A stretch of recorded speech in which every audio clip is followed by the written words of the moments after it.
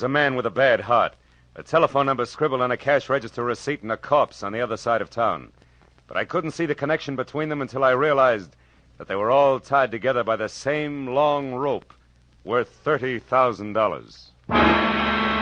From the pen of Raymond Chandler, outstanding author of crime fiction, comes his most famous character as CBS presents The Adventures of Philip Marlowe.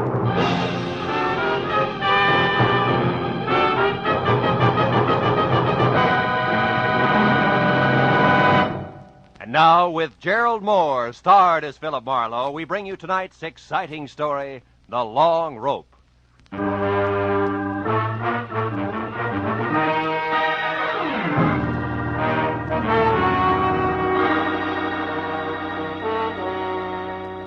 I'd finally wound up a sour case in which I'd been kicked around, disillusioned, and shortchanged. And in my book, a routine like that calls for relaxation.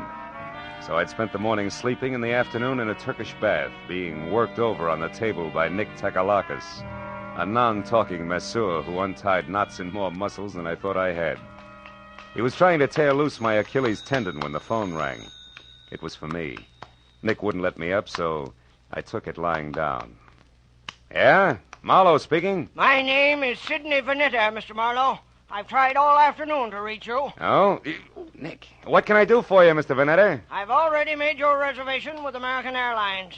You're leaving on the 10 o'clock plane tonight, and you're taking with you a set of pearls for a certain buyer in Chicago. Now, wait a minute, Mr. Vetta. Maybe I can... No, maybe, Marlowe. I've checked thoroughly on you and find you entirely qualified, which is important because the pearls are a perfectly matched set in a rope valued at about $30,000.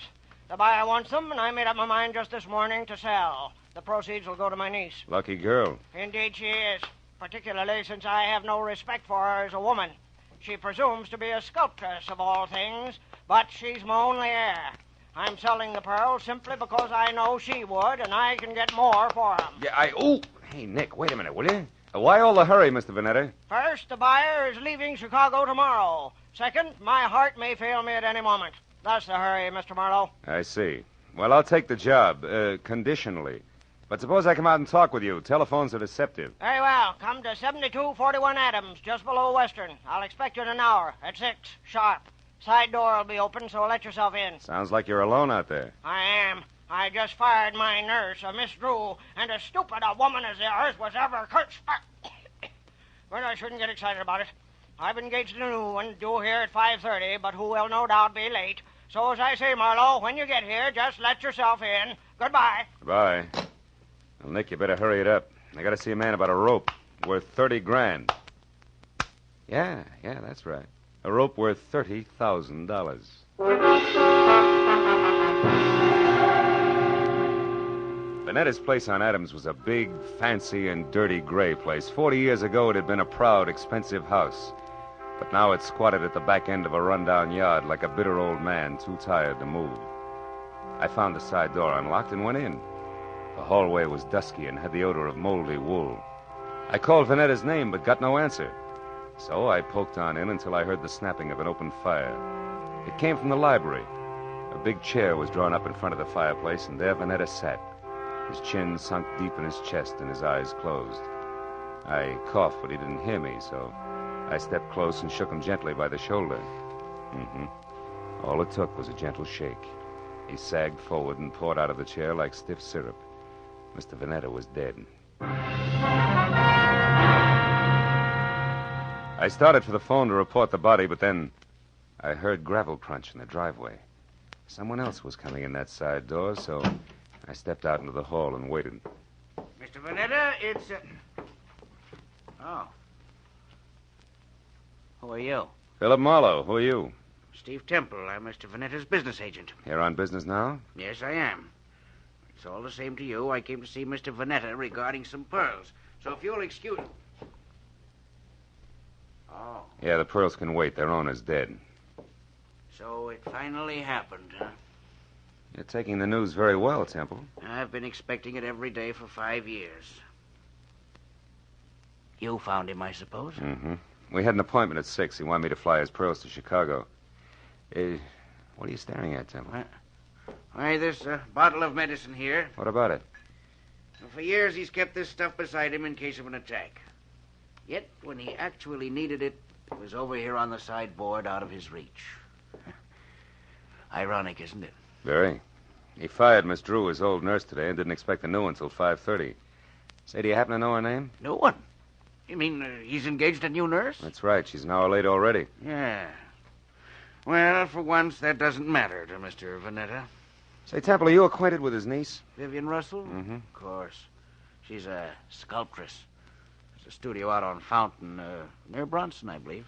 She was to get the proceeds from the pearls. Well, I assumed that, although nothing was ever said. She's his only heir. Where would those pearls be now? I kept them in a wall safe behind that picture there, consistently against my advice. Yeah, sure. Opens with a key. Where would that be? He carried it with him on his watch chain. Why? What are you going to do? I'll take a look at the pearls and then have them impounded. Yeah, this must be the key. Now, let's open it up. It's there, that velvet case. As big as an overnight bag. Must be some string of beads. It is, Marlowe. Here, let me open it. There. Right. It's nothing but tissue paper. Yeah. It's not too surprising. While Temple called the police and tried to keep the details straight on a natural death and an unnatural theft, I went over the room again with a new viewpoint. All that turned up without an easy explanation was, one, a cash register receipt for $1.34 with the phone number Republic 2809 penciled on the back, and two, the peculiar position of Mr. Vanetta's medicine bottle, which Temple had already noticed. I dropped the receipt in my pocket and told Temple to wait for the law. He gave me his home address and phone number, and I promised to check in with him later, and left. The first stop was a phone booth where I dug into the nurses' registries and hit pay dirt on the fourth call. Miss Drew? Yes, we have a Miss Drew. Is she the one who worked for Mr. Sidney Vetta but was fired this afternoon? That's his opinion. Actually, Miss Drew quit. All right, have it your way. Where can I get in touch with her? She's right here where she's been since 3 o'clock this afternoon. What is the nature of your business, sir? Never mind. You've already answered my question. But look, Mr. Vetta hired another nurse to replace Miss Drew. Is the new girl one of yours? Absolutely not. Mr. Vetta will never get another nurse from this registry or from any other that I know of. You're so right. He's utterly impossible to please in any way, and we're through trying. Goodbye. Well, Miss Drew was in the clear. Vetta began to focus as a pretty odd Johnny. But I was still trying to figure why the new nurse hadn't shown up when I reached for a cigarette and brought out the cash register receipt with the phone number on the back. So I tried it. Republic 2809. It rang, but nothing happened. I got in my car then and drove up to Hollywood and out Fountain to Bronson, where the only Vetta heir, Miss Vivian Russell, had a studio. It was a converted double garage with a lot of north windows, so her new close-to-the-ground Hudson sat outside in the driveway. The adjoining four-room apartment looked cozy enough, if you liked wading through chunks of marble and eating off of last week's newspaper. Yeah, I was braced for a dowdy Amazon with broken fingernails as I rang the bell. That's why the dainty 118 pounds of taboo-scented blonde, who was clad in 10 chartreuse yards of whispering silk cut like lounging pajamas, caught me as flat-footed as a duck when she opened the door. Hi. Did you want something? Yes. Yeah. My name is Marlowe. I'd like to speak to Miss Vivian Russell. You are. So go ahead and enjoy yourself, Marlowe. May I come inside? I have some bad news, Miss Russell. Oh, sure. Come on in. Now, shall I sit down or just hang on to something? Suit yourself. Your uncle, Mr. Vetta, died this afternoon. Oh, his heart finally gave up, did it, huh? Yeah, but you shouldn't go all to pieces like that, Vivian. Now, wait. He meant nothing to me, but I'm glad his suffering is over. The pearls are missing, too. Well, really? What happened to them? They were stolen, and don't tell me that means nothing to you, because you're getting the money, $30,000 worth. What? Uncle Sidney intended to give me the money from those pearls? How do you know that? I'm a private detective. He told me he was my client. Oh, then you're out of a job. Say, how would you like to work for me, Marlowe? I'm serious. Now I want those pearls back, you know. Now, for $25 a day in expenses, it's a deal. Now, you tell me something. Who did your uncle hire today to replace Miss Drew? The nurse? Why, I didn't even know Miss Drew had been fired. How did you know she didn't quit? With Uncle Sidney? Try me again. Republic 2809. That doesn't mean a thing. You know, Marlowe, You've got an awfully good head. Are you speaking as a sculptress or just an ordinary chiseler? And what is that crack supposed to mean? You didn't know you were getting the money legally. You might have taken the pearls yourself. Oh, stop it, Marlowe. Okay, client. Well, I'll run along. I've got work to do. All right, but don't forget that all work and no play makes for a dull companion. Yes, and it also makes $25 a day. I'll be seeing you. All the way down Sunset Divine Street, I kept telling myself a buck's a buck, regardless. But the idea that I'd been grabbed at stayed with me. Vivian Russell had plenty of motive as a dry land pearl diver, and if that's true, she'd need a patsy just to keep her abreast of the situation. I turned north on Vine and twisted up Beechwood Drive to 2000, the number Steve Temple had given me. He had had 2 hours of playing 20 questions policeman style, and I figured it was time to check his score. Also, Temple was the man to fill in a few blanks on my new client for me. His place was dark, but I got out anyway and started up the walk to his door. I'd gone about a dozen steps into a tunnel of overhanging shrubs when I heard it. Psst. Hey, you. I turned as a man stepped out onto the walk and came toward me slowly. He was tall, wiry, with a thin, arrogant face that sneered out from under an expansive forehead big enough for 3 sets of eyebrows. All shaggy. We're gonna have a talk, Mr. Temple. Hey, you're not Temple. Now we both know that. I'm a friend of his. What do you want with Temple? I've got a message for him, but it's personal. Who from? Like I say, it's personal, mister. I'll be back later. Come here. I said I'm a friend of Temple's. If you got a message for him, I'll see that he gets it. Well, okay, then. Tell him that some of his friends are too blasted nosy. Go! The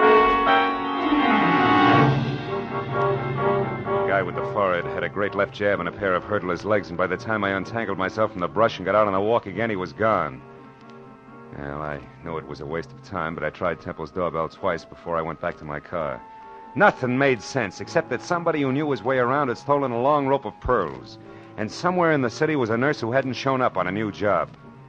Beyond that, it was all question marks. Well, I drove down to the filling station on the corner and went inside to the phone.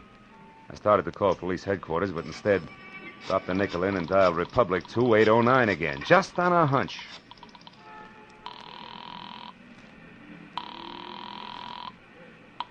Lieutenant Ibarra speaking. Ibarra? I didn't dial you, Ibarra. What? This is Marlowe. Well, you got me anyway. Now, listen, Phil, I hear you're on that Vetta case. Yeah.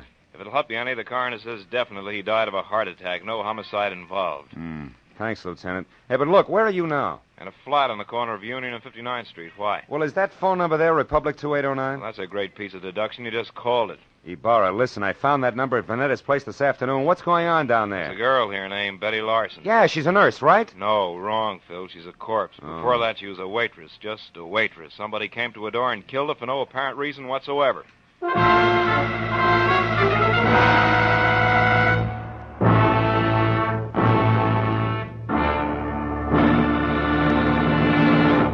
In just a moment, we will return to the second act of The Adventures of Philip Marlowe. But first, Jack Benny will be along on CBS tomorrow night with one of his funniest shows ever. In addition to his regular hecklers, Dennis, Don, Phil, Mary, and Rochester, Claudette Colbert and Vincent Price will pay a call on Jack. And with Don Wilson still wanting a raise in pay, and with Jack still trying to starve him into talking terms, you're sure to find the situations full of the hilarity and fast-moving fun that have made CBS's Jack Benny Show the top-rating comedy of all. Yes, remember, CBS also means Catch Benny Sundays. Now, with our star, Gerald Moore, we return to the second act of Philip Marlowe and tonight's story, The Long Rope.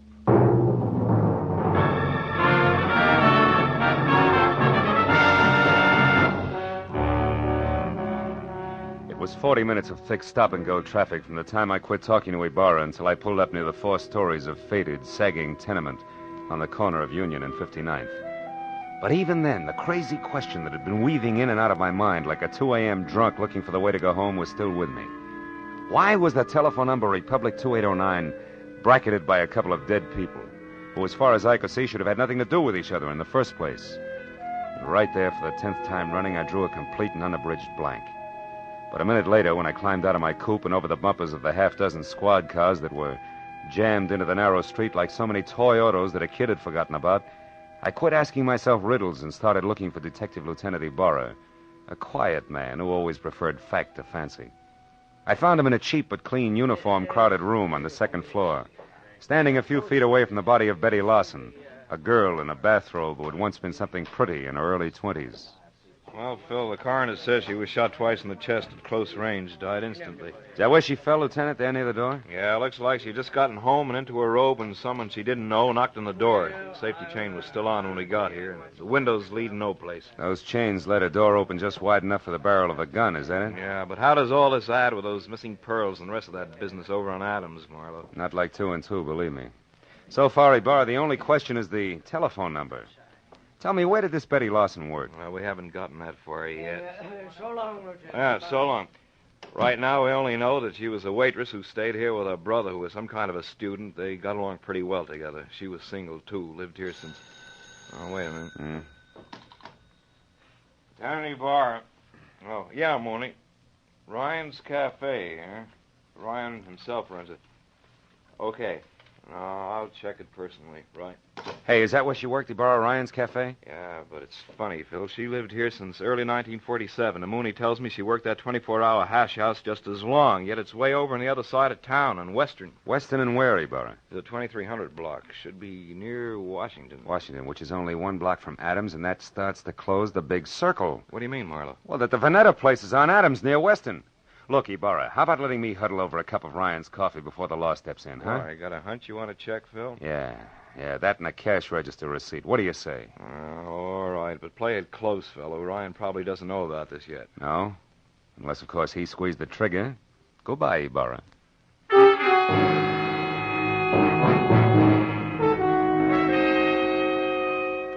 I was a half hour getting over to Ryan's Cafe on Western, which turned out to be a lot of steamed-over plate glass, bragging about a 40-cent hot roast beef sandwich in 2-foot-high white chalk letters. And inside, the motif was the same. Everything that Mr. Ryan sold was a bargain. I slid onto a shaky stool opposite a cash customer who was something dirty in a torn overcoat buried deep in a handicapper's sheet and coffee. He looked up once, grinned no teeth at me, then hollered for Ryan in the kitchen, who said that he only had 2 hands and would be out in a minute. But before those 60 seconds ran out, I looked around, and over in a corner, in a collection of trash piled next to a broom, I saw a very welcome piece of paper. It was a brother of the cash register receipt that I'd found on Sidney Vanetta's desk, the one that had tied Betty Lawson's murder onto the rope of pearls. I turned back to the counter just as Ryan started toward me. He was a little bigger and a little better looking than the average ape, and on his right arm, under thick, coarse black hair that was long enough to braid, there was a tattoo of a dancing girl who, if Ryan ever shaved about his wrist, would freeze to death. What'll it be, mister? Coffee? Yeah, and a little information. You know Sidney Vanetta, Ryan? That screwball with a bump ticker over on Adams? Yeah, I know him. Why? What's up? His time on Earth, for one thing, he's dead. Too bad. Should have taken it easier. Cream? No, pearls. What'd you say? Nothing. Ryan, who brought that tray up to the Vanetta place this afternoon? I did. Sure it wasn't Betty Lawson? I'm positive. None of the girls would go near that place. Vanetta was hard to get along with. Now, you tell me something. What are you, mister? Newshound, collection man, or cop? Getting warm, Ryan. I'm a private detective named Marlowe. I'm thrilled. Good night. Before I finish my coffee? Before I throw you out. I don't like too many questions. Not even easy ones, huh? Like who murdered Betty Lawson? Betty's dead? Yeah. Over in a flat on 59th Street, shot twice with a .32. When'd you last see her, Ryan? Why, a couple of hours ago when she quit for the night. Marlowe, the cops got any idea who did it? I don't know. Right now, they're looking for a boyfriend. You're crazy. Betty didn't have a boyfriend. Outside of you? Outside of me. So I'm going over to straighten them out now. Mitchie! Mitchie! Yeah? Get out here and take over. Okay. I gotta move fast. No, you don't, Ryan. Betty's dead, remember? Yeah, but whoever did it ain't. Now, don't try to stop me, Marlowe. You'll get hurt. Look, Ryan, why don't you play smart and... what's the use? Go on, start running. You won't get very far.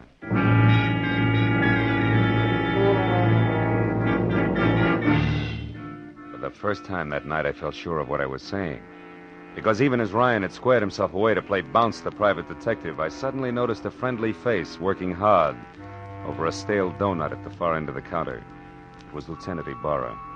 And when Ryan tossed his apron aside, grabbed at his coat, and slammed out the front door, Ibarra turned and nodded at a short man nearby who was idly picking his teeth with the end of a book of matches. At that, the man dropped the matches into his pocket and left. Then Ibarra moved over to me. Didn't mean to crowd you here, Phil, but after you left, we found out that Ryan and Betty Larson used to see quite a bit of each other. Don't apologize, Ibarra. Probably would have cost me a couple of front teeth if I hadn't noticed you. Warm up your coffee, mister?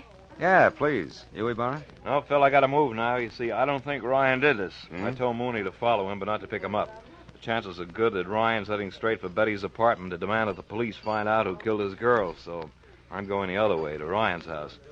There may be another woman in this. A jealous one. But no rope of pearls, huh? No, Marlowe, I don't think so. Good night now. Night, Lieutenant. Well, Mitzi, how long have you worked here? A couple of days. But I don't know nothing about Mr. Ryan. I'm a married woman, and Hey, what do you think you're staring at, mister? Maybe something wonderful, Mitzi. Tell me, baby, do you always wear that kind of a uniform when you're working here? Sure. Ryan says this girl should look neat and clean. It helps business. Anything wrong with that? No. Matter of fact, it might be just the lead I'm after. What are you talking about? Yeah, and if I'm right, baby, the rest of this case will be a cinch. So good night and thanks. You've been a big help, sweetheart. When I got back to the corner of Union and 59th, I took the stairs up to Betty Larson's flat 2 at a time, crossed the fingers on both hands, and prayed that Ibarra was right about Ryan returning to his girl's place. When I stepped into the room a second later, I knew that I'd never doubt the good lieutenant again because standing next to an open window and staring out at nothing was Ryan himself, numbed and red-eyed. I asked him one question, and although his answer was only a couple of words mumbled between trembling lips, it was all I had to know. Now everything. Betty Larson's murder, the death of Vetta, the guy with the forehead and the missing pearls, the whole shebang was starting to fall together. Oh, come on, baby. Be home, please. Hello? Marlowe, Vivian. Look, honey, I want you to do me a favor. Get hold of Steve Temple and meet me over at your uncle's place on Adams as soon as possible. I need your help. Goodbye. Well,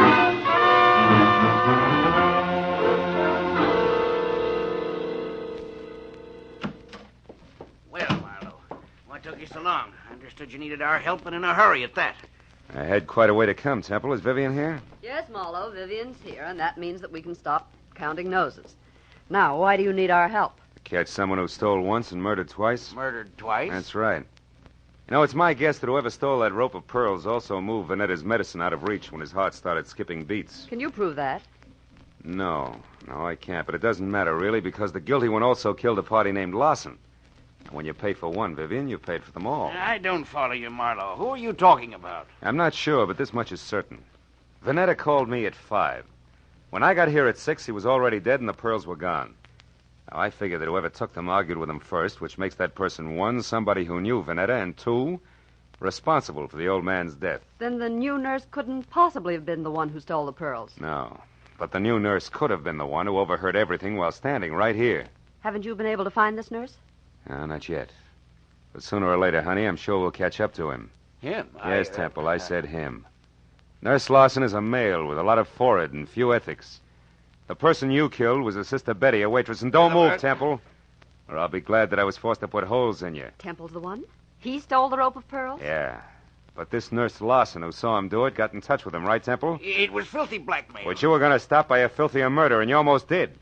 Because somehow or other you got the right room in the right house on Union and 59th, but the wrong party. Isn't that about it, Temple? Yes, Marlowe. That's about it. Oh, leave me alone, Temple. Now, Marlowe, you don't shoot me without going through Vivian first.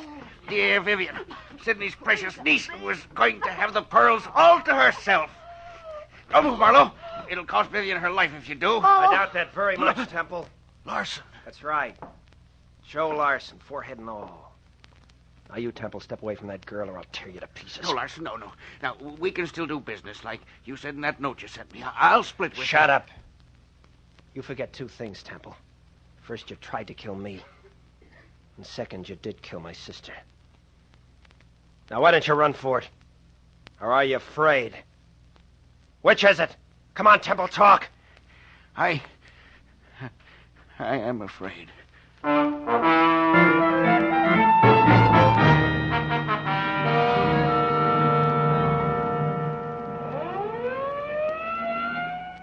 Marlowe, that just about winds things up. Yep. Joe Lawson sent up for attempted extortion, and Temple... Sent up for good. Mm-hmm. Say, Marlowe, when you called a while ago and said that you wanted Temple and me to help you, did you know then that Temple was the murderer? No, I didn't, Vivian. Then I only knew that whoever had killed Betty Lawson had mistaken her for the new nurse, and that the actual nurse was Betty's brother, Joe. Where'd you get hold of that, Phil? Well, it started in Ryan's Cafe, Barra, just after you left. I had nurses on the brain, I guess. And when I took a good look at the waitress there, I suddenly realized that her white uniform, white shoes, and white cap could easily confuse a guy like Temple, who also had nurses on the brain. Well, I can see a killer making a mistake about appearances, all right, but I still don't understand how it is that the telephone number of my uncle's nurse turned out to be Betty's apartment. Because a nurse did live there, honey. Betty's brother was a medical student, part-time male nurse, and full-time bum. You see, Ryan, who brought food to Uncle Sidney, knew that he needed a new nurse, and he sold him on the idea of Joe Lawson, because he wanted his girlfriend's brother to have a job. Oh, I get it. Say, I know what I'm going to do with those pearls. Sell them? To the highest bidder. Oh, no, I'm going to break up that set. Break up the set. Yeah, I'd like very much to get a pair of earrings out of them. Oh, and for each of you, a set of cufflinks. Good night, gentlemen.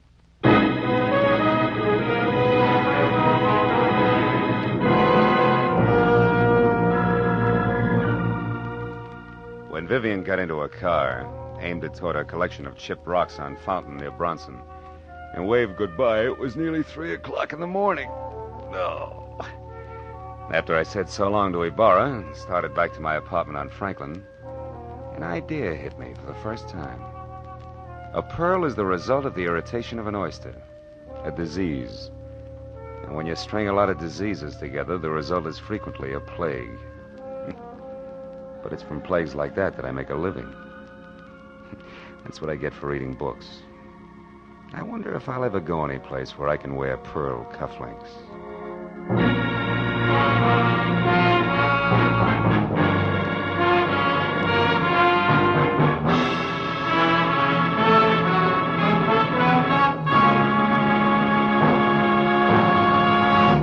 The Adventures of Philip Marlowe, created by Raymond Chandler, stars Gerald Moore and is produced and directed by Norman MacDonald. Script is by Mel Donnelly, Robert Mitchell, and Gene Levitt. Featured in the cast were Junius Matthews, Louis Van Ruten, Fay Baker, David Ellis, Lillian Byeth, and Ed Begley. Lieutenant Detective Ibarra is played by Jeff Corey. The special music is by Richard Orant. Be sure and be with us again next week when Philip Marlowe says... A corpse that wouldn't stay dead, a pistol with a silencer on it, and a fortune in a black satchel spelled death for the big city boys when they finally got together in Lonesome, Arizona. Population 802.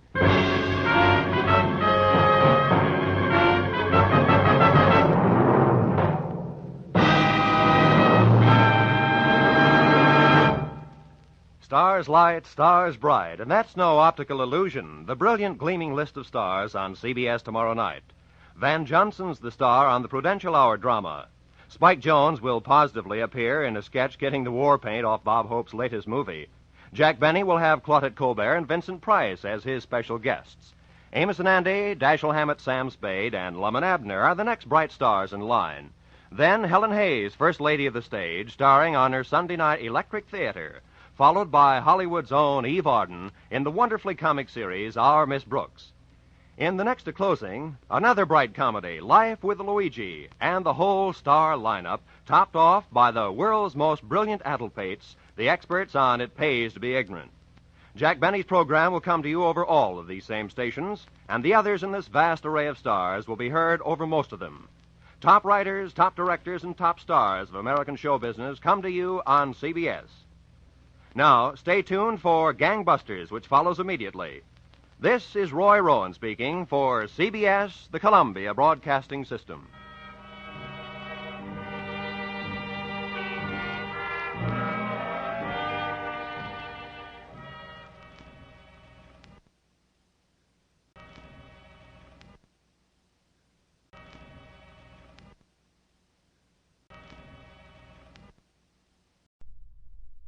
Wrigley's Spearmint Chewing Gum, the refreshing, delicious treat that gives you chewing enjoyment, presents for your listening enjoyment John Lund as...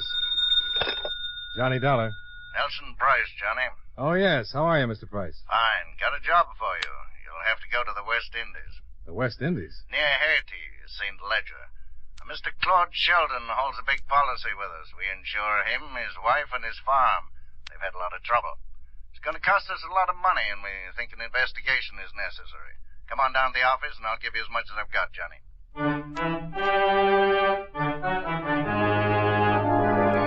The makers of Wrigley's Spearmint Chewing Gum bring you John Lund in another adventure of the man with the action-packed expense account, America's fabulous freelance insurance investigator. Yours truly, Johnny Dollar.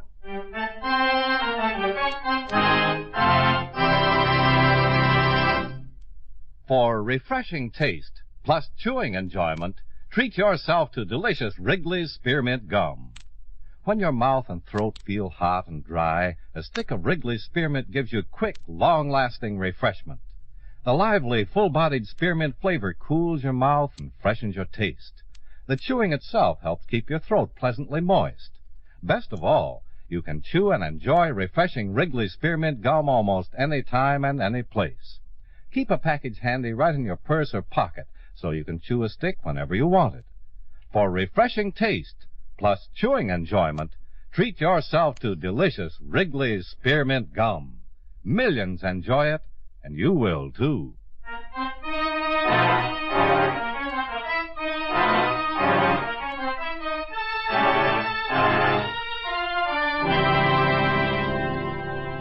Expense account submitted by Special Investigator Johnny Dollar to Home Office, International Insurance and Bonding Company, Hartford, Connecticut. The following is an accounting of expenditures during my investigation of the Voodoo matter. Expense account item 1, $206.40, plane fare and incidentals from New York to Port-au-Prince, Haiti, after receiving from you the necessary information concerning the insured, Claude Sheldon. After landing, I checked into the hotel and waited for Claude Sheldon as prearranged. I waited for about an hour. Come in. Mr. Dollar? That's right. Mr. Sheldon? Yes. I've been expecting you. Claude Sheldon pushed himself away from the door, grabbed a chair, and dropped into it. Took in long, deep breaths and smiled, a very slow, weak smile. I would have been here sooner, but there's been more trouble. More trouble, eh? Well, my company told me a little about it, but you better give me your own story. Certainly. As you know, I am a farmer. Yeah. My place is near Saint-Léger. A number of other farms in the vicinity, all doing very well until several months ago. First it was fires. The cane fields burned. One by one the cattle became sick. Then some of the farmers grew ill and died. Can I get you something? Please. Some water, please. Have you been to see a doctor? I'm afraid a doctor can't help. There you are. Thank you. Have you any idea what's wrong with you? Yes and no.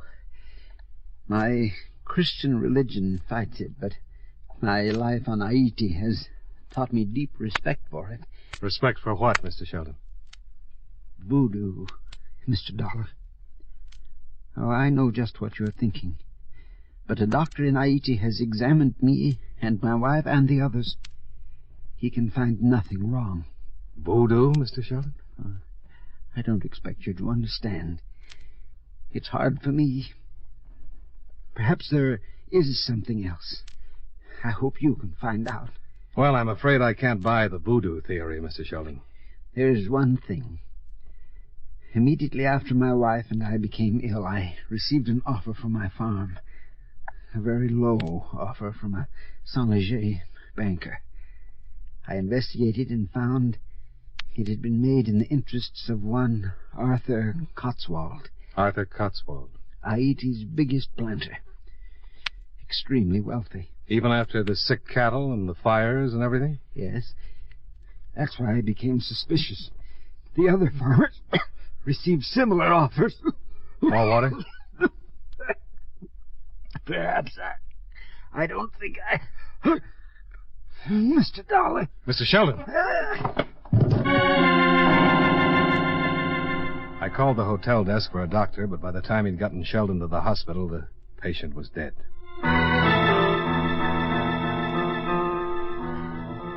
The authorities were called in, and I was questioned. A preliminary examination was made on the dead man, but the cause of death remained a mystery. So an autopsy was ordered. I told the chief of police to forward the report to me as Saint-Leger and left for the Sheldon farm. Expense account item 2, $5 American for a beaten-up taxi to take me 10 miles into the country. A crowd of natives was standing in front of the Sheldon house as we drove up.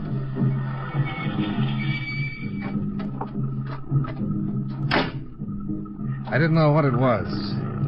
No one said a word. But something was wrong. I could feel it.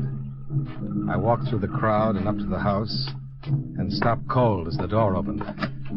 Who are you? I'd never seen anything like him. A native who was a good 7 feet tall and must have weighed at least 300. Me, Bimba. Who are you? Me, I'm Johnny Dollar. I'm an insurance investigator. You from United States? Yeah. I'm supposed to investigate the trouble here. Me know. Master Sheldon tell me. I saw Master Sheldon about an hour ago. He dead. How do you know he died? You come in house. All right. What are all those people doing out there? They're friends. Madame, she died too.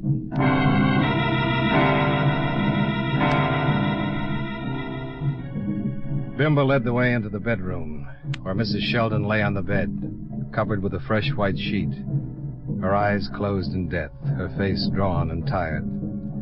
Bimba told me that she died about an hour before, and a cold chill ran up my back. I remembered her husband lying on the floor of my hotel room about an hour before. Bad voodoo. Is that why the cattle are sick and the fields burned? Oui, bad voodoo. Mr. Sheldon thought a man named Cotswold might have something to do with it. Mr. Cotswold, big man. Very powerful. What are those drums? For Madame and Master. The voodoo, good voodoo, give blessing for spirit for Madame and Master. I see. I want to talk to the police in Saint-Leger. Who do I see? Me take you.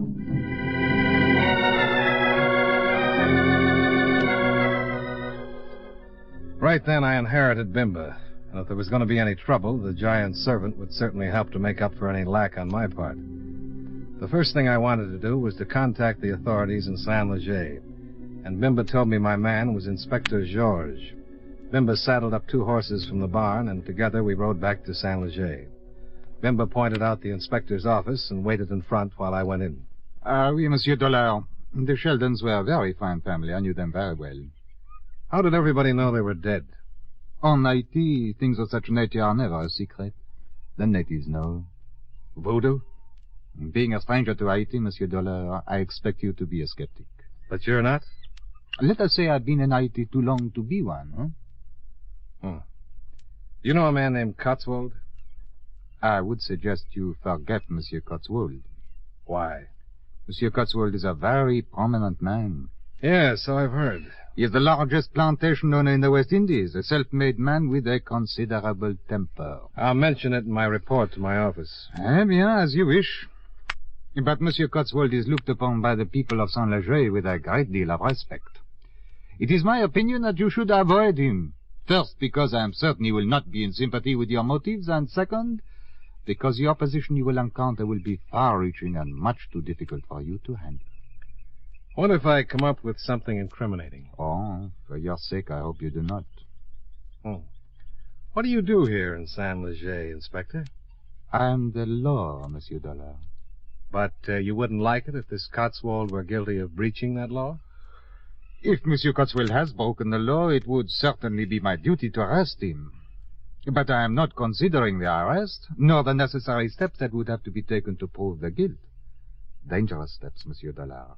One might trip on those steps. And break his neck. For 10 years I have been the law. If tomorrow Cotswold decided it was time for me to relinquish my position, I should probably retire. So you prefer the middle of the road, huh? It is much easier to see what is ahead. You can always get run down from behind. I do as much as I can to prevent that possibility. No, again, my suggestion that you forget Monsieur Cotswold. I left the philosophical inspector and went back to Bimba, still sitting outside on his horse. Every time I looked at him, it was like a little kid spotting the Empire State Building for the first time. He smiled a mouthful of white teeth and leaned over to give me a hand up. He caught me by the wrist and lifted me into my saddle as though he was hoisting a small bundle of laundry. The inspector, he say forget Monsieur Cotswold. What? Bimba. Oui, monsieur.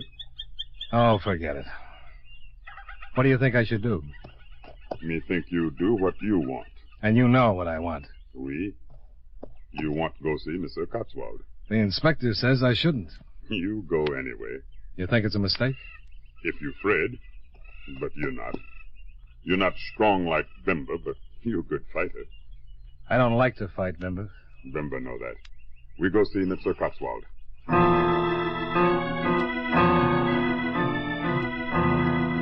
We swung our horses around, and Bimba led the way up a long, narrow road, surrounded on both sides by sugarcane fields.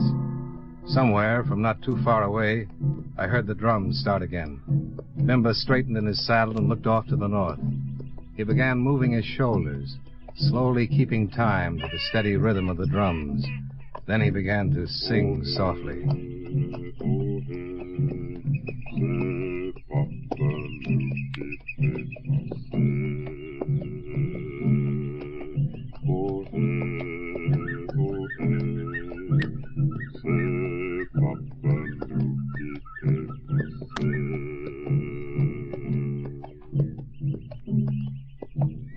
What does that mean, Bimba? It mean in your language, it is our Papa who passes. Papa? Papa Damballa, the great source. Voodoo. Oui. I later must leave you. Today, Wednesday, is the day of Papa Damballa. He turned back to the north and continued his little chant until we reached the beginning of a long, high fence running along next to the narrow road. Bimba leaned down and swung open a big gate. Then we rode up the path that led through the Cotswold property until we reached the house. Sitting back between two huge trees was the Cotswold mansion. Bimba stayed on his horse, and I climbed down and walked to the front door. Mr. Dalla, watch out for Mr. Jocelyn. He guard Mr. Cotswold. Thanks.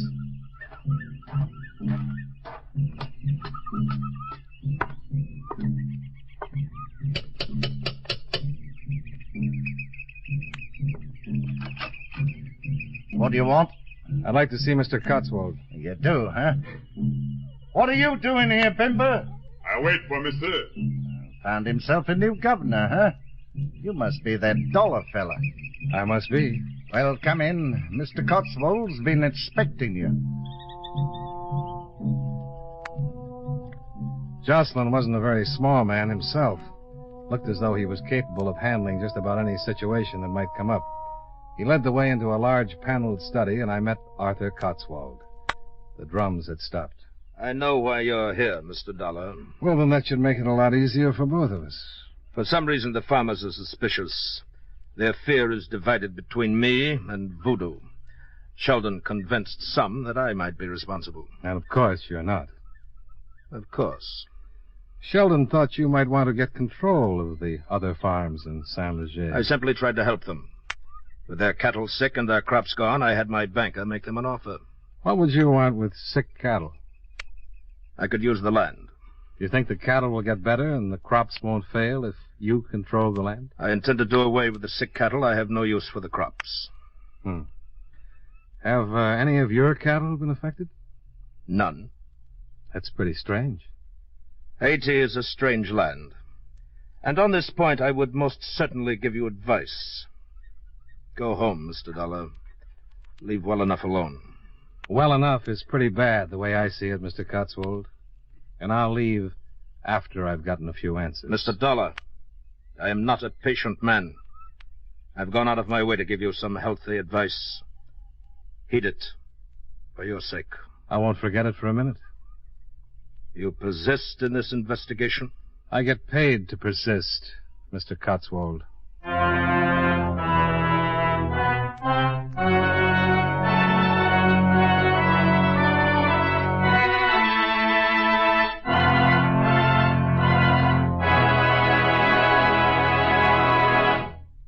Friends, you know Wrigley's Spearmint Gum is a delicious treat that millions enjoy all year round. It's good to chew almost any time and any place. In warm weather, you'll enjoy especially the refreshment that Wrigley's Spearmint Gum gives you. When your mouth feels hot and dry, or when you're feeling warm and tired, chewing Wrigley's Spearmint gives you a pleasant little lift. It cools your mouth, moistens your throat, and refreshes your taste. Besides, chewing on a good, smooth piece of Wrigley's Spearmint Gum seems to add enjoyment to whatever else you're doing. So enjoy it at home, at work, wherever you are. And remember, Wrigley's Spearmint Gum is a swell treat to take along on picnics. Get plenty for everybody. That's Wrigley's Spearmint Gum. Healthful, refreshing, delicious.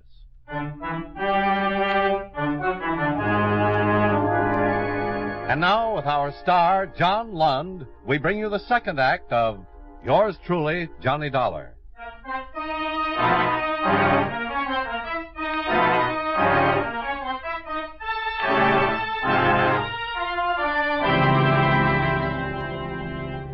I left Arthur Cotswold, picked up Bimba, and he led me back to town.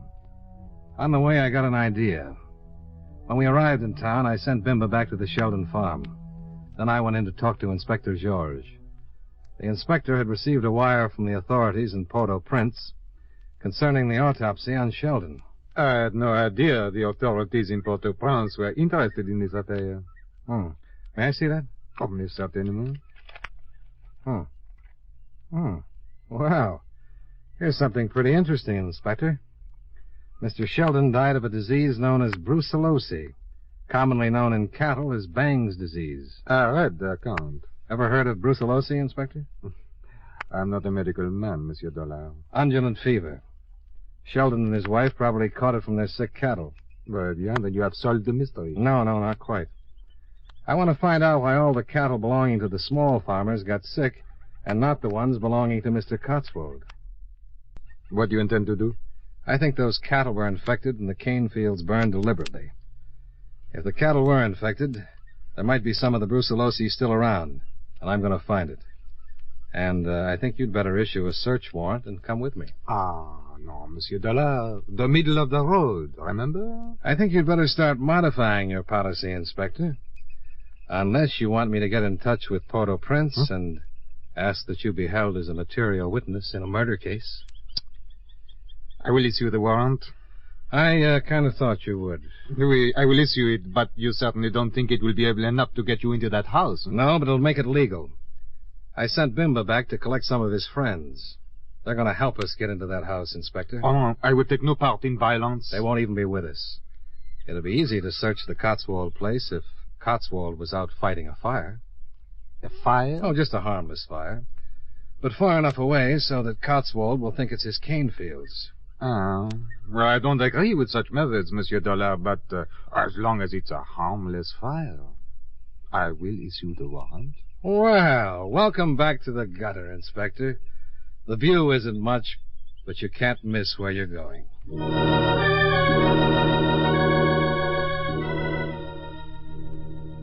When we reached the Sheldon farm, we saw a crowd of natives standing out in front. Again, something was wrong. We piled out, pushed our way through the crowd, and inside the house we found what it was. Lying in the middle of the room was Bimba. He was almost dead when I knelt beside him. I talked to friends.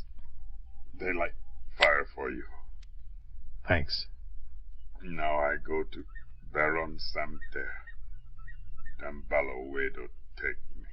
He has been stabbed? Yeah. Got him from behind. Never would have faced him. You stay. You see, wait till Lena tete your mort. See what? It's a ritual. It means taking the spirit from the head of the dead. He wants you to see it. You stay. You believe voodoo. All right, Bimba. I'll stay. You see. Believe.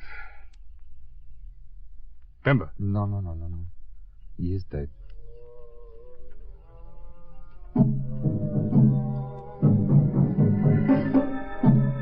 The next few hours I'll never forget. The natives came into the house and placed Bimba on a bench. Then the ceremony began. They carried live pigeons, olive oil, 30 pieces of fat pine wood, a pair of chickens, and some coarse cornmeal. They covered Bimba's body with a saddle blanket, killed the chickens, roasted the cornmeal, and put it in a large white plate. The pine wood slivers were lighted and held like candles. Then a man they called Donet took the white plate in one hand and the pot with the chicken in the other and approached the fire, chanting a strange dirge.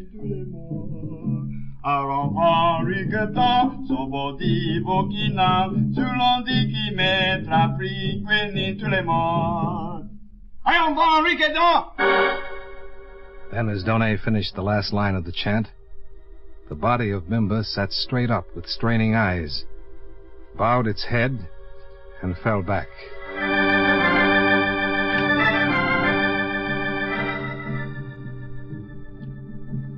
The inspector and I drove over to Cotswold's house and waited while the moon climbed up over the clouds and the drums in the distance tangled my nerves into knots. After an hour of waiting, a dull glow to the south started the expected commotion in the Cotswold household, and we climbed out of the car. Fire, Mr. Cotswold! They're coming for you! Get the servants! Get the servants! Get every man out there to fight that fire! Hey! It worked. Yeah. Give them a few minutes and we'll go into the house.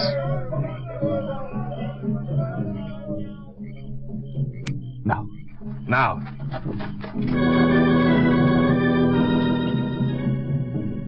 The inspector and I took the Cotswold house apart like a well-trained wrecking crew and came up with exactly nothing. Well, Monsieur Dollar? Isn't there a barn out back? Oui. Then let's go. The drums were louder now, and the dull glow of the fire had nearly vanished. The inspector took one end of the barn, and I took the other. We worked toward each other. And just about the time I was ready to give the whole thing up... Monsieur Dollar. You find something? This. Huh. A hypodermic for cattle. That's not enough. And this, I found it under that box. A bottle. Might not be anything. But we could take it back to town and have it analyzed. Well, that's about all we can do. This is the only thing we've got. Let's go. I'm afraid not. Stand right where you are. Hello, Mr. Cotswold. You know the inspector, don't you? For a number of years. I must say I didn't expect this of him. I have a search warrant, Monsieur Cotswold. How very interesting. See if they have any weapons, Jocelyn. Right. I assure you we are well within our rights. This warrant is... Shut up and raise your hands. Better do as he says. A commendable suggestion, Mr. Dollar. But I'm afraid you've learned prudence a little too late. I never argue with a gun. They both got guns, Mr. Cotswold. You're making a serious mistake. I'm afraid the mistake is yours and Mr. Dollar's, Inspector. Get the bottle and the hypodermic. Yes, sir. Is that the stuff you've been infecting the cattle with? It is. You see, you really should have taken my advice and returned to the States. And I'm surprised at you, Inspector. I really thought you were more sensible. Sometimes a man finds his pride and does the best thing. And this is the best thing. Perhaps it sounds foolish, but I think it is. You know, of course, that I cannot allow either of you to live. Tell me something. Who killed Bimba? I think Jocelyn can answer that. But enough conversation. I'll leave the details in your hands. Yes, sir. Goodbye, gentlemen. All right, start walking. Jocelyn, you won't... Shut up. Now do what I tell you and start walking.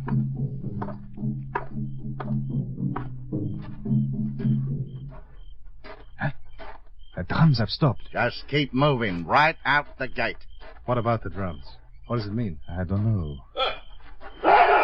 Mr. Cotswold!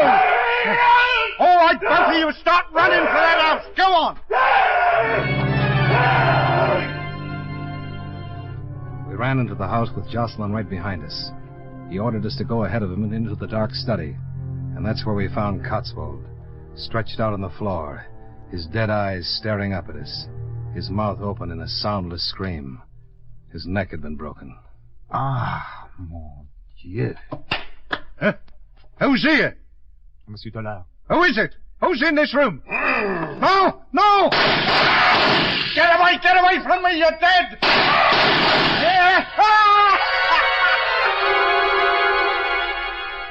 You won't believe it, and to this day I'm still not sure. But there in the darkness was a huge man, and he looked exactly like Bimba. Jocelyn shot him 6 times, and he kept right on coming. Then he grabbed Jocelyn and crushed him like an eggshell. By the time we'd collected our wits, the giant had disappeared through the door and into the night. Monsieur Dollard.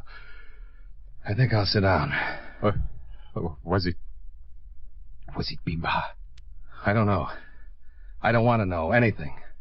I just want to get on the first plane back to the States and relax for a week in a tub of hot mud.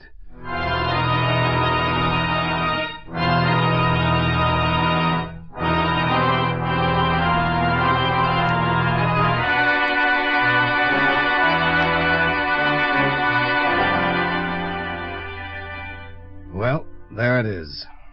It certainly looked like Bimba. If you're inclined to believe in voodoo, perhaps it was.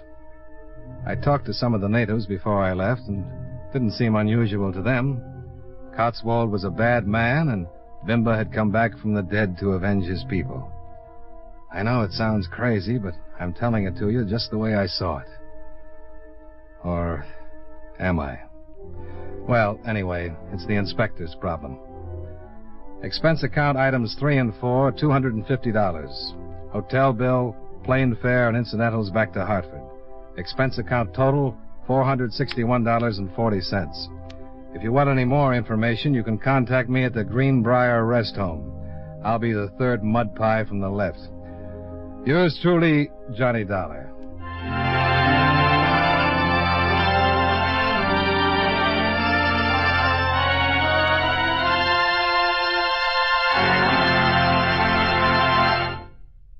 Remember, friends, for refreshing taste plus chewing enjoyment, treat yourself to delicious Wrigley's Spearmint Chewing Gum. The taste of fresh spearmint is cooling and delightful, and there's lots of it in every stick of Wrigley's Spearmint Gum. It freshens your mouth, helps keep your throat moist, and sweetens your breath besides. You'll enjoy the good chewing, too, because Wrigley's Spearmint is so smooth and pleasant to chew on. There's nothing else quite like it. Next time you're at the store, stop at your friendly merchant's display of chewing gum and get a few packages of good-tasting Wrigley's Spearmint Gum. Always keep some handy for refreshing taste plus chewing enjoyment. That's Wrigley's Spearmint Chewing Gum. Healthful, refreshing, delicious.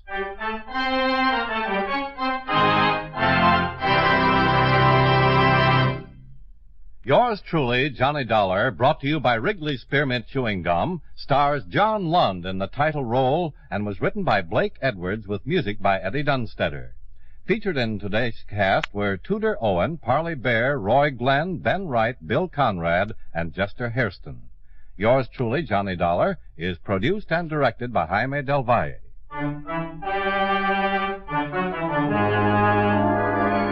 The makers of Wrigley's Spearmint Chewing Gum hope you enjoyed tonight's story of Johnny Dollar and that you're enjoying delicious Wrigley's Spearmint Gum every day. This is Charles Lyon, inviting you to join us again next week at this same time when, from Hollywood, John Lund returns as... Yours truly, Johnny Dollar.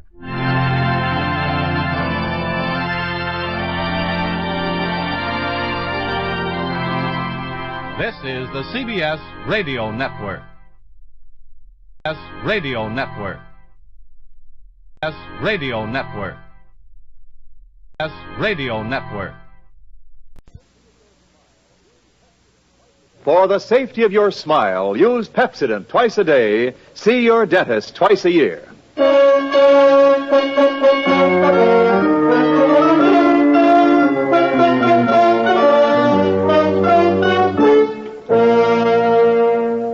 Lever Brothers Company presents the Pepsodent program, The Adventures of Philip Marlowe, starring Van Heflin.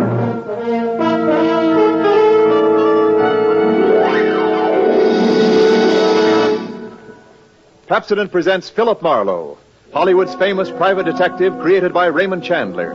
Philip Marlowe, tough, cynical private eye of Murder My Sweet, the sardonic, case-hardened detective of The Brasher Doubloon, The Lady in the Lake, and The Big Sleep. You've seen him in action in all of those top-flight mystery pictures. Now, in order that you may continue to enjoy this exciting mystery series, Pepsodent brings you The Adventures of Philip Marlowe on the air with a cast of noted radio players and starring MGM's brilliant and dynamic young actor, Van Heflin.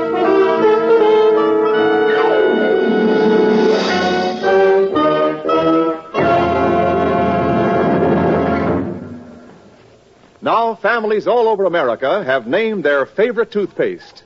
New Pepsodent with Irium. New fresh-tasting Pepsodent with a new, cool, minty flavor. It's the 3-to-1 favorite over all other toothpastes. It's true. With families all over America, new Pepsodent is the favorite 3-to-1. Families from coast to coast recently compared new Pepsodent with other toothpastes at home. They preferred new Pepsodent by an overwhelming average of 3-to-1 over all other brands they tried.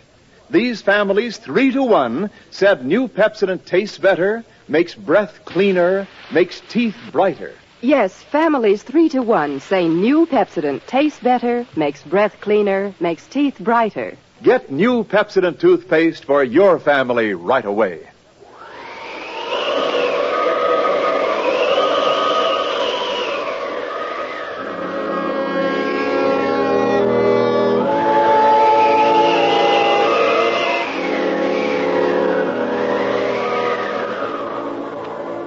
There was a rough desert wind blowing into Los Angeles that evening. It was one of those hot, dry Santa Anas that come down through the mountain passes and curl your hair, make your nerves jump and your skin itch. On nights like that, every booze party ends up in a fight, and meek little housewives feel the edge of a carving knife and study their husbands' necks. Anything can happen when the Santa Ana blows in from the desert.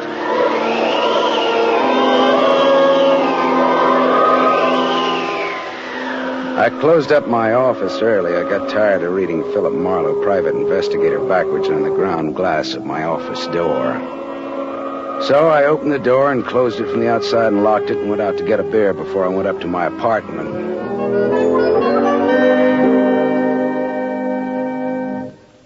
Filler up again, Mr. Marlin? Marlowe. Marlin is a fish. Yeah, I know. Hey, you bartender. Give me another ride. Drunk again. What'd you expect in this business? Autograph hounds? Make it snappy, yeah? Be right with you, sport. I gotta draw this man a beer. Crying out loud, these stumble bums who come in here... You got another customer, Bacchus? Hey, Bud. You seen a lady in here lately? A lady? Tall, good-looking, brown hair, a print bolero jacket, and a blue silk dress. No, sir. No, sir. Nobody like that's been in. All right, straight scotch, fast. I left my engine running out there. Yes, sir. Yes, sir. This slick-looking, sarcastic guy stepped up to the bar and drank his scotch whole. And he stopped. The drunk was grinning at him. And then, without changing his grin, the drunk swept a gun from somewhere so fast it was just a blur coming out. Made a couple of hard snaps, and a little smoke curled. Very little. All right, you other guys. Don't move. So long, Waldo. All right, don't move, you two. Poor Waldo. But I made his nose bleed. So long, boys. Drink up. All right, get on that phone, kid. I'll get his license number. Holy smoke. Holy smoke. Too late. Drove away with this dead guy's car. Maybe he ain't dead. He's dead, all right. Where's your phone? This is for the police.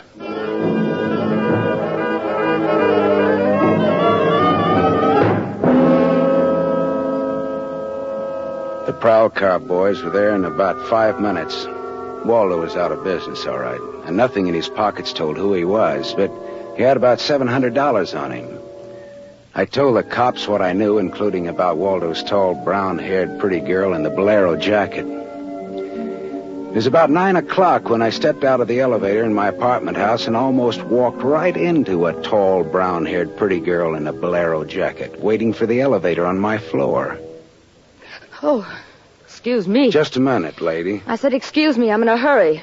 Now, if you'll be good enough to Look, step you out better of... not go outside in those clothes. Just what do you mean by telling me This isn't a make. You're in trouble. Trouble? Yeah, the cops are looking for you in those clothes. But I haven't done anything that... I'm in room 41 across the hall now. I never collected an etching in my life. All right, I'll go with you. I'll go. I got to my room and rustled up some scotch and soda and brought the girl her glass. She had a small automatic in her hand. It jumped up at me, and her eyes were full of panic. I put down both glasses on the table slowly so that I wouldn't be misunderstood. Look, sister, maybe this wind has got you crazy, too. Don't move. Be careful, don't move. A man just got shot in a bar down the street. Before he got it, he'd been asking about a tall, pretty girl with a bolero jacket, like yours. What did he look like, this man? Tall, 5'11", slim, dark brown eyes with a lot of glitter, dark suit, white handkerchief in the breast pocket. And he must have seen you earlier tonight to know how you were dressed. Am I getting anywhere? He used to be my chauffeur. You had an appointment with him, didn't you? Why? Listen, he asked for you, didn't he? Yes, I had an appointment with him. He'd stolen something from me when he left 3 days ago. I was going to buy it back from him. Why didn't you tell the police? I couldn't tell them. It was valuable, wasn't it? Valuable enough for Waldo to steal? $15,000. Oh, it's peanuts. But it wasn't the value. It meant something to me. The man I love gave it to me, and now he's dead. He was a flyer shot down over Germany. I'll go back and tell my husband that. He probably hired you. He did? How much is he paying me? And, where is this husband of yours? He's at a meeting. This late at night? He's a very important man. He's a hydroelectric engineer. I'll have you know that my husband is one of the... Skip it. I'll take him out to lunch sometime and have him tell me himself. And about Waldo, whatever he had on you is dead stock now, like Waldo himself. You mean he's dead? Waldo is dead? Yes, sister, he's dead. Dead. Lady, he is dead. Oh. Now scream and I'll give you 2 black eyes. I'm not going to scream. Who would that be? There's a dressing room behind that door. Hide there. Now, don't argue with me. Do it. All right.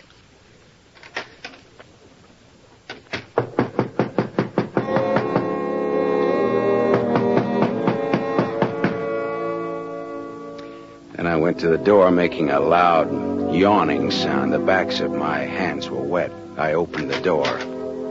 Without a gun, that was a mistake. I certainly knew the gun I was looking into, a .22 target automatic that had already killed one man that night. And I knew the bald head and the flat, shiny eyes and the face like a poisonous lizard.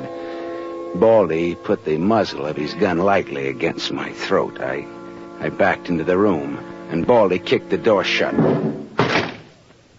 You alone? Look for yourself. I'm asking, not looking. I'm alone. You and that dumb bartender saw me dust off Waldo. What did Waldo do to you? Who's asking? Just making conversation. He stooled on me on a bank job we did together. Got me 4 years in Michigan pen.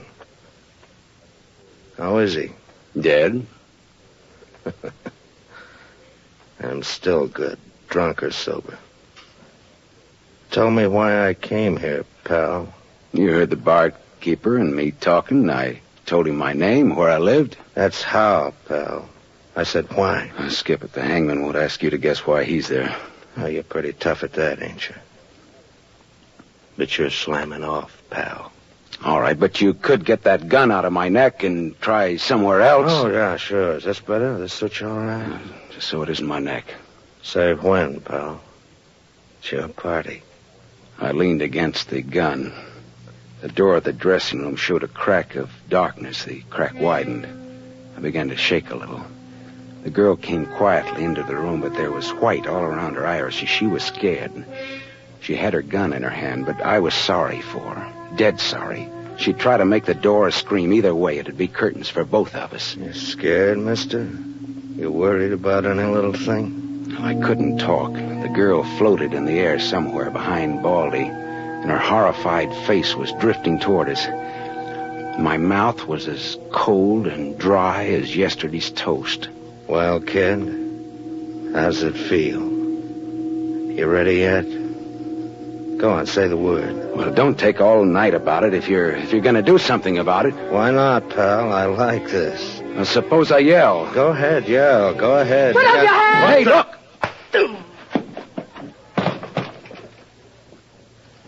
Oh. Thanks, sister. Thanks. That buys me. Everything I have is yours now and forever. Is he dead? You flatter me no end, lady. I only punched him. All right, now get out of here while I call the cops down on this killer. Yes. Good night. Good night. Hey, wait. Leave that bolero jacket here. It marks you for the cops. Oh, yes. Here. Okay. See you again? Why? Oh, I don't know. No, I guess not. After all, who am I to be the rival of a dead flyer? I'll see that the police get Jesse James here. Good night, lady.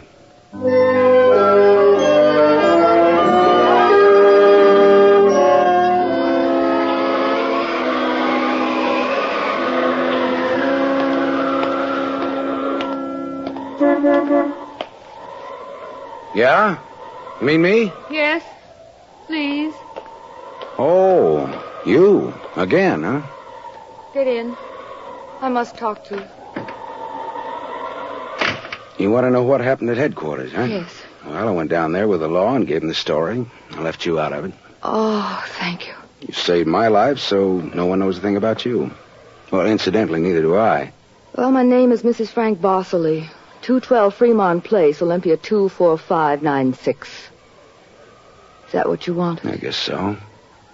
Well, there it is. Now, why did you really come back? I wanted my pearls. Pearls? Yes. Pearls, too, huh? All right. Tell me about the pearls. We've had a murder and a beautiful mystery woman and a sadistic killer and a heroic rescue. Now we will have pearls. I was to buy them back from the man called Waldo. Well, I saw everything that came out of his pockets, and there weren't any pearls. Could they be hidden in his apartment? It's possible. Waldo lived on the same floor you do in this apartment house. And why didn't I know him, at least by sight? He moved in last week. He managed to get a sublet. Great, a sort of an amateur magician on the side, huh? It's getting rather late. Yeah.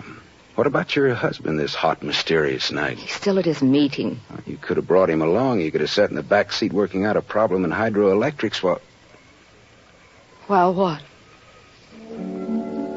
Well, I didn't have any answers that wouldn't sound cheap or just ridiculous or from the sophomore class in repartee. I had an unlit cigarette in my hand. I threw it out of the window. I took a hold of her and kissed her. She sat very still. I was shaking when I let go of her. Her voice trembled a little when she spoke. I meant you to do that. I wasn't always that way. Only since Johnny Dalmas was killed in the war. He gave me those pearls. 41 of them perfectly matched with a diamond propeller clasp. I'd have loved them if they'd been wooden beads because he gave them to me. I love Johnny. The way you love just one time.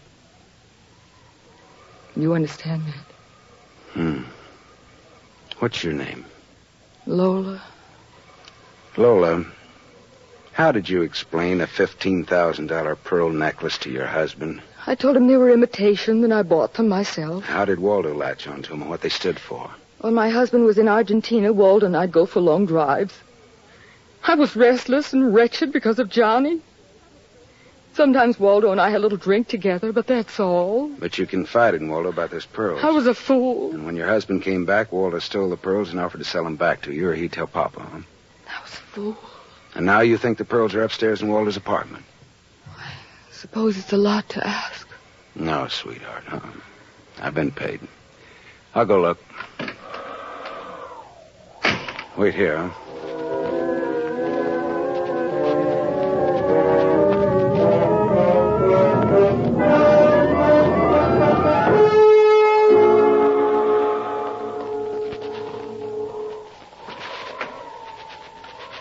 Was the gun along, Lola? No. Well? No. No pearls? No pearls. Oh. There was a man in Waldo's room. A man? Who? You know a man named Leon Balsanos? Not by name. I don't know. Mexican, South American, about 45, small, iron gray hair, very neat, fawn-colored suit, wine-colored tie. No, I don't think I know such a man. Is he the one in Waldo's room? Yeah. What does he have to say? Very little. In fact, nothing. He's dead.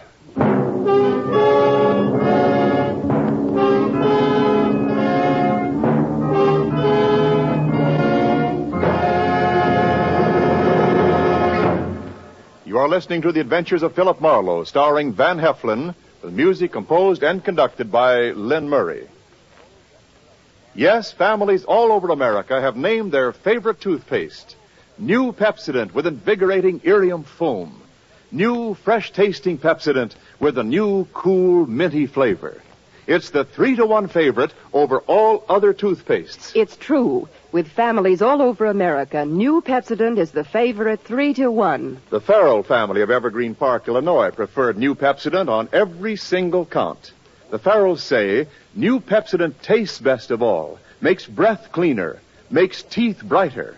On all these counts, by an overwhelming average of 3-to-1, families prefer New Pepsodent over all other toothpaste they've tried. It's a fact. Families 3-to-1 say new Pepsodent tastes better, makes breath cleaner, and makes teeth brighter. Remember, this is not just our opinion. It's the honest conviction of the Farrells and other families who compared New Pepsodent with other toothpaste they had at home. Get New Pepsodent, the only toothpaste containing Irium. Get it for your family without delay.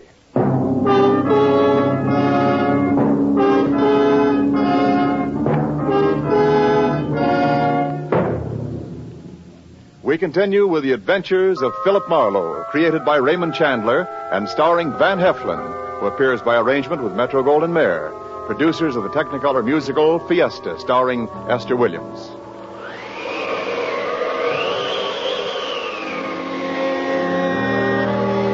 I sat with Lola Barsley in her car listening to that jittery, infuriating desert wind gallop around in the midnight streets.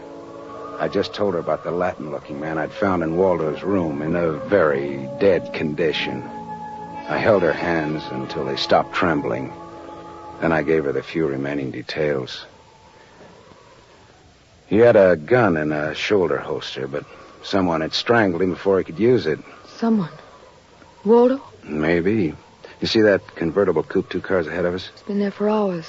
It was there before I parked here to wait for you. Leon, the man in Waldo's room, came in that car, but according to the key containers he carried, that isn't his car. Whose car is it? Does it matter? Well, it belongs to a lady according to the tag on the keys. A lady? Well, anyway, a woman, if you're going to split hairs. Eugenie Kolchenko. In West Los Angeles? Never heard of her. Oh. All right, well, you go home now, huh? What are you going to do? Drive that flossy convertible around, wave at my friends, impress people. You run along now. Me, I've got another date.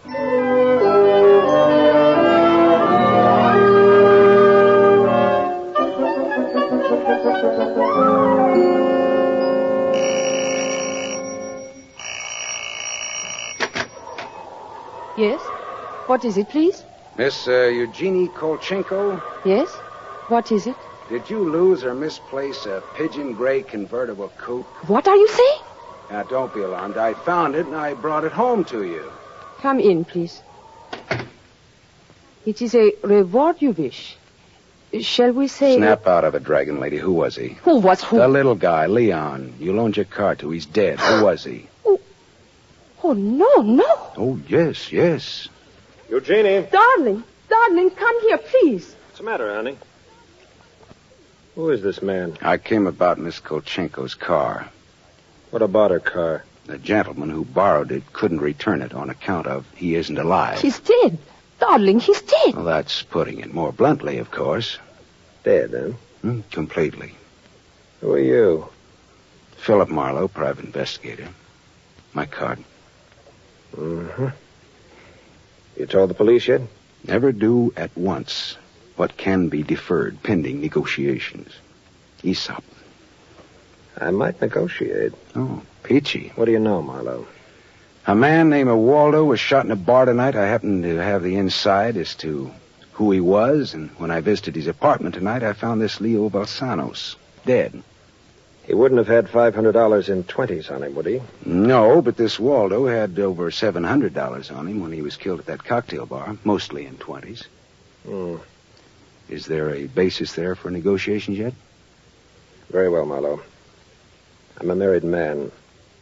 There were certain unpaid bills for some stuff Miss Kolchenko here had charged to my account. But you told me I might charge to your account. All right, so I wasn't very bright. That might be the understatement of the decade, but go on. I had the unpaid bill safely in my briefcase. Somehow this Waldo had a chance to steal the briefcase. I hired Leon and gave him $500 to buy back those bills from Waldo. Instead, Waldo took Leon's dough and was forced to kill Leon in the process. And then he went out to keep another date and accidentally walked into an old pal hostile enough to blow him down. And someone still has those bills. And I'm in for a divorce suit. The man who shot Waldo got away in Waldo's car with your briefcase in it. Yeah, that could be. The cops caught him. Oh. And the police have the briefcase. Maybe. But the police are interested in solving crime, not in tossing mud for the benefit of sensation eaters. Look, I've got a friend or two at headquarters. Let me see what I can do. It's worth $500 to me. Well, then that's what it'll cost you. Well, good luck. And, thank you, Mr. Marlowe. Philip Marlowe, remember? My name is Frank Barcelay. Barcelay? Oh? What does that mean? The big hydroelectric engineer? Yeah. How did you know? My voices tell me. Who? Darling, this man is manifestly insane. It's the heat, Miss Kolchenko. It's the Santa Ana. It's the desert wind. May I use your telephone?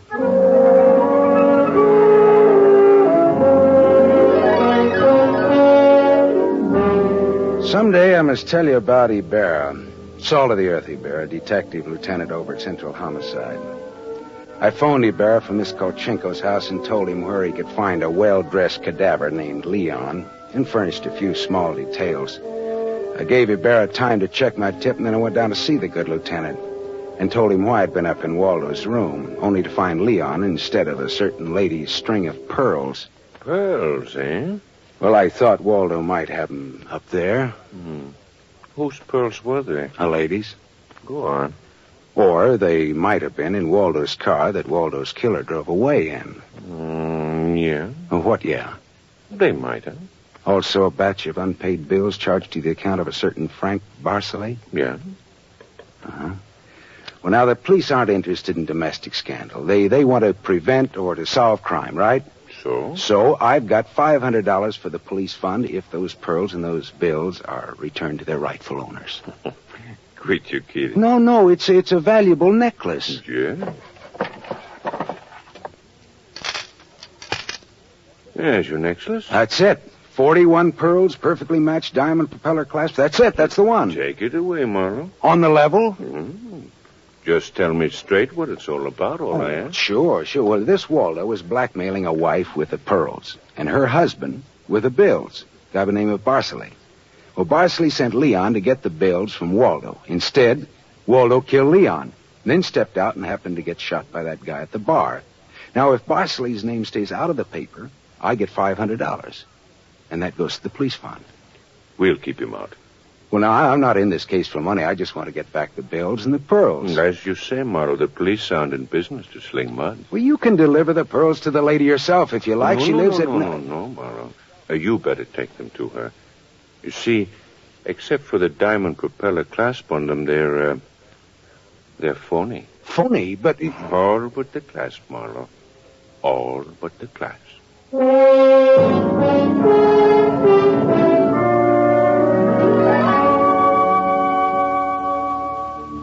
Stared at Ibarra. So the flyer, Johnny Dalmas, the great lover, had given Lola a string of fake pearls. Well, I didn't know how to tell her, but I called her up and told her to meet me at the Beachcombers at 2. I was going to slip her the bad news slowly. I'm glad you asked me to meet you here, Mr. Marlowe. See, I had to have someone to talk to. Go ahead. Go ahead, talk. I'm listening. Now, Mr. Marlowe, now more than ever, I must have those pearls. Why? Money trouble? Oh, no. It's just that everything's gone wrong. And this morning my husband told me we're to separate. Oh, I'm sorry, Lola. But if I had Johnny's pearls, it would be a link with the past and with Johnny. And all he meant to me. It's how a woman feels, Mr. Marlowe. I wouldn't blame you for not understanding. Maybe I do, though. So please, Mr. Marlowe, please, you'll try to find my pearls. Lola, look. Even if it isn't all of them. Any part of them. Any single smallest one of them. It'll be Johnny's. Look, will you meet me here again around 4 o'clock? I'll be here. Okay, I'll see what I can do.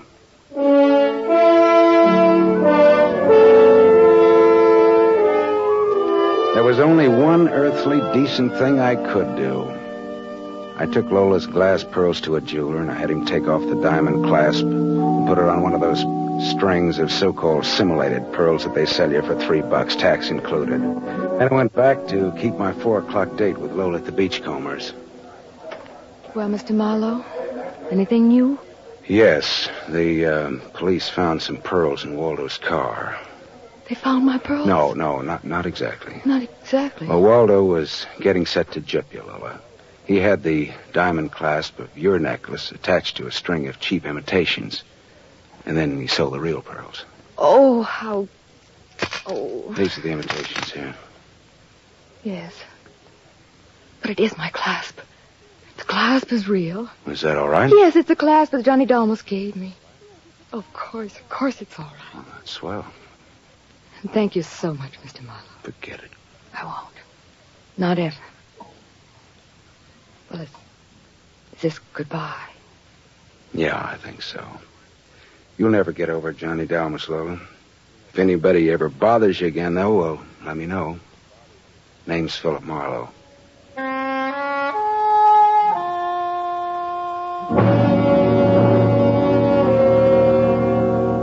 I drove almost to Malibu, and then I parked and walked out on a rock cliff jutting into the Pacific Ocean. Then I reached in my pocket and dug out the string of Bohemian glass pearls that Lieutenant Ibarra had found in Waldo's car. I cut the knot at one end and slipped the pearls off one by one. One by one, I flipped them into the water. The gull swooped down on them and then flapped up again, screaming indignantly. The phony pearls had fooled Waldo and Lola Barsley, but they couldn't fool a seagull. I said to myself, to the memory of Johnny Dalmas, just another four-flusher. I listened a while to the wheeling seagulls. All at once I realized that the wind had died. The Santa Ana had blown itself out. The red wind was done. It was over.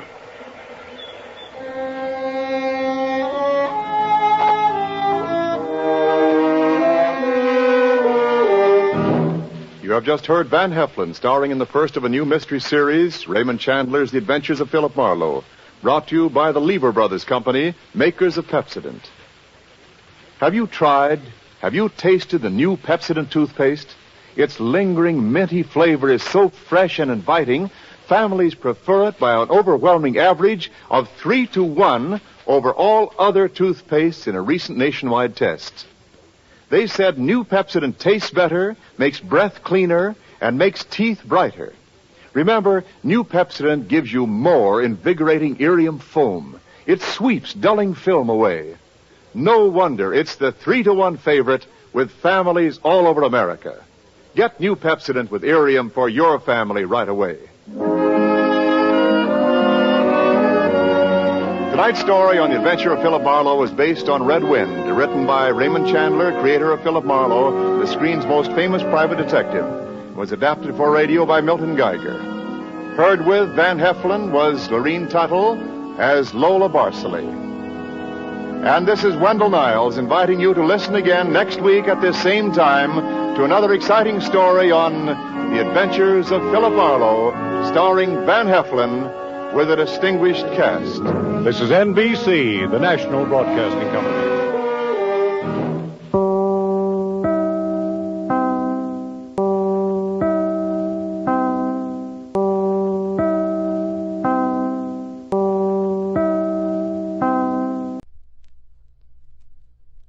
Wrigley's Spearmint Chewing Gum, the refreshing, delicious treat that gives you chewing enjoyment, presents for your listening enjoyment John Lund as Johnny Dollar. Philip Martin, Johnny. Oh, yeah. How are you, Mr. Martin? Fine. Got an assignment for you. Something interesting? And I think you'll like it. Our company insures a Miss Nancy Shaw. That's a familiar name. If you go to the movies, it should be. Oh, that Nancy Shaw. Mm-hmm. She was robbed of $100,000 in jewels. Think you can handle it? Well, I can try. Say, for an assignment like this, I might even consider waiving my expense account. You're kidding. Yeah, I sure am. I'll see you at the office.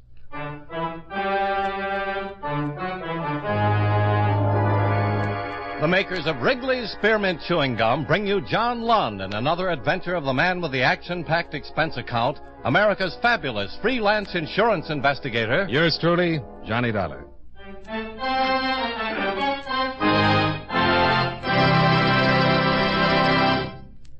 For refreshing taste, plus chewing enjoyment, treat yourself to delicious Wrigley's Spearmint Gum. When your mouth and throat feel hot and dry, a stick of Wrigley's Spearmint gives you quick, long-lasting refreshment. The lively, full-bodied spearmint flavor cools your mouth and freshens your taste. The chewing itself helps keep your throat pleasantly moist. Best of all, you can chew and enjoy refreshing Wrigley's Spearmint Gum almost any time and any place. Keep a package handy right in your purse or pocket so you can chew a stick whenever you want it. For refreshing taste, plus chewing enjoyment, treat yourself to delicious Wrigley's Spearmint Gum. Millions enjoy it, and you will too.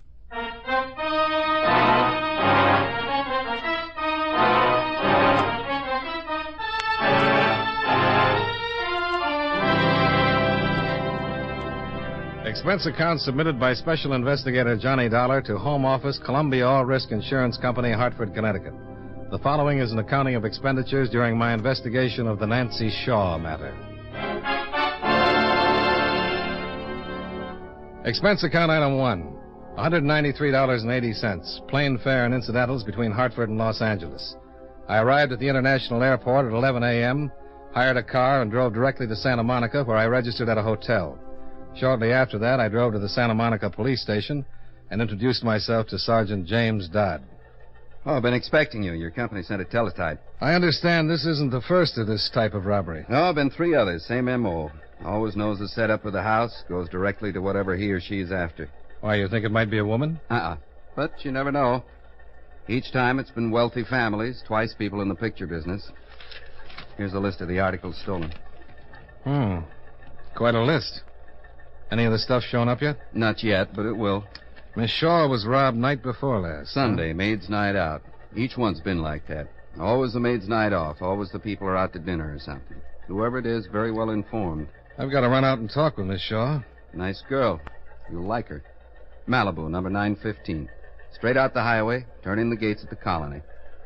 I'd better call and tell her you're coming down, or you'll never get past the patrol. Patrol? Yeah, the association that protects the homes in the colony. They check everybody that comes in the gates. What about the thief, then? Well, I think he parked on the highway down from the colony, walked down to the beach, and busted in the Shaw place from the back way. Well, thank you, Sergeant. Sure. Anything else? Happy to help out.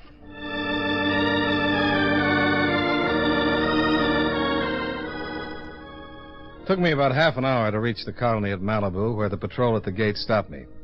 Evidently, Miss Shaw had informed them of my coming because they passed me through. I drove slowly down a narrow street fronted on one side by beautiful homes that faced a long white strip of beach.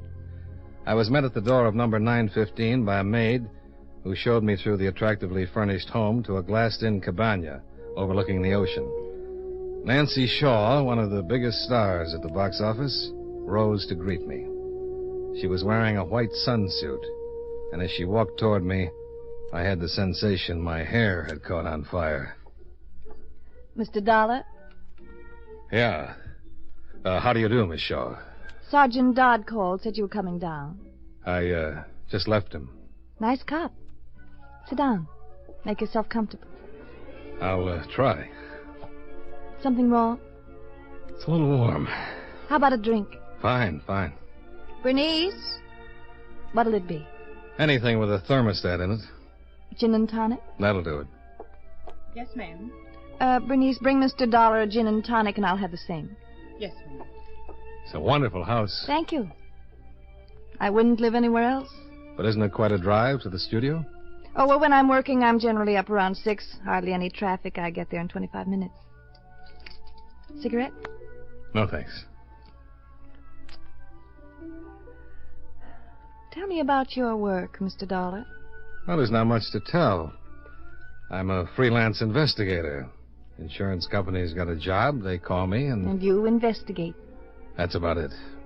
Like your work? Well, it has its compensations. For instance? Well, for instance, Nancy Shaw in a sunsuit. Well, thank you. It says on your insurance report that you've never been married. Is that so unusual? In your case, I'd say it was. I've come close. What changed your mind? Men? Sorry I mentioned it. Oh, I'm not. I think men are wonderful. But marriage isn't? Under the right circumstances, it's great. You married, Mr. Dollar? Why not? Let's talk about the jewels that were stolen, huh? All right. Have the police found out anything? No, not much. Miss Shaw? Oh, yes, Bernice? Mr. Asher just called. Said he was on his way down. Oh, thank you. Tell the gate man to let him in, huh? Yes, ma'am. Thank you. Yes, sir. The patrol at the gate isn't generally this cautious, but since the robbery, they're checking everyone. According to my report, you were robbed of a ruby pin, 2 diamond rings, a pearl choker, 4 gold bracelets, 2 diamond watches, 3... Well, here's the list. Is it correct? Yes. Yes, that's correct. The items were stolen night before last. Yes. Mr. Dollar, Yeah? do you have to ask me a lot of questions? Well, it's the usual procedure. If you're expecting company or something, I can come back some other time. No. I just thought, as long as we've got to spend some time together, we might as well be comfortable. We can go out and sit on the beach. Well, that sounds fine, but, Don't you like the beach? Oh, I love it, but I'm not exactly dressed. Oh, there's plenty of trunks in the guest house. Should be some your size.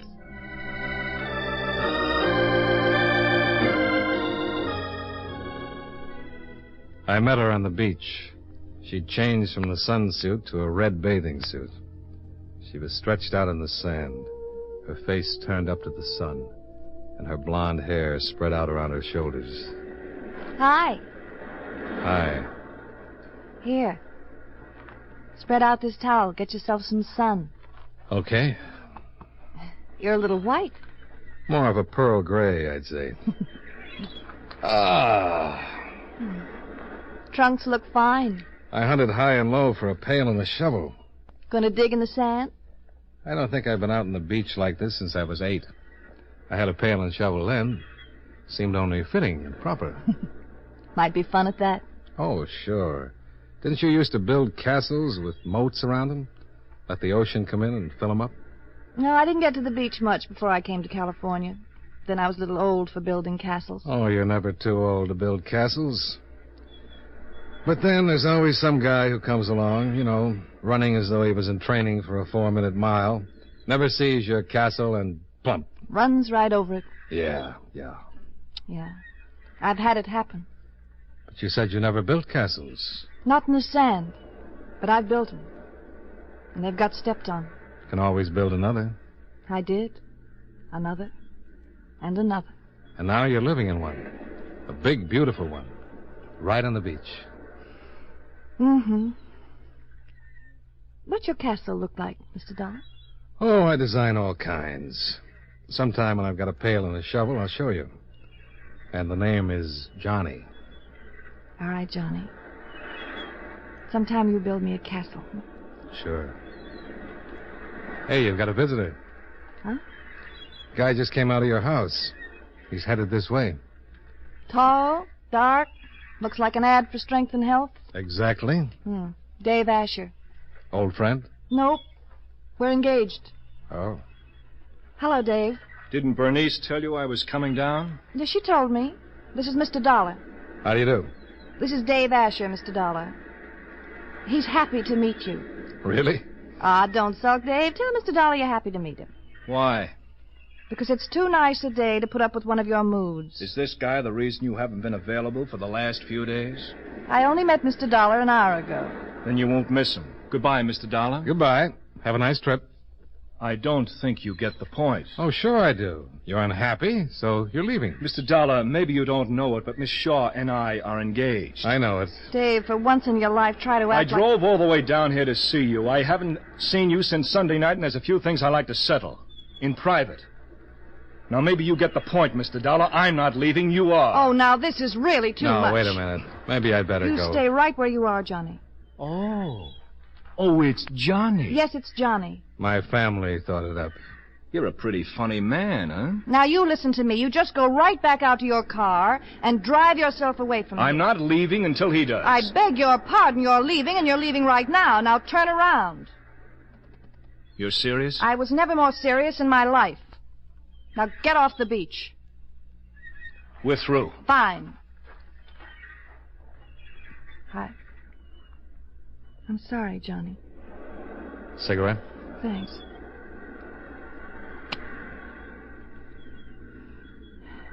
It's rather unpleasant. You want to borrow my shoulder? Oh, it's been coming to this for a long time. I don't know why I didn't stop seeing him sooner, except that I really didn't know him for the first few months. You know, party manners, impress the lady with a well-oiled line. I guess I was being as insincere as he was. This is a town for insincerity, Johnny. It's like the first house I bought. Beautiful. Lived in it for 6 months before I discovered the termites had eaten away half the foundation. Huh. Who is he? Just a rich young man, spoiled disposition. He was with you the night you were robbed? Yes. Mm-hmm. We had a big fight. He took me home. It was over then. I knew it.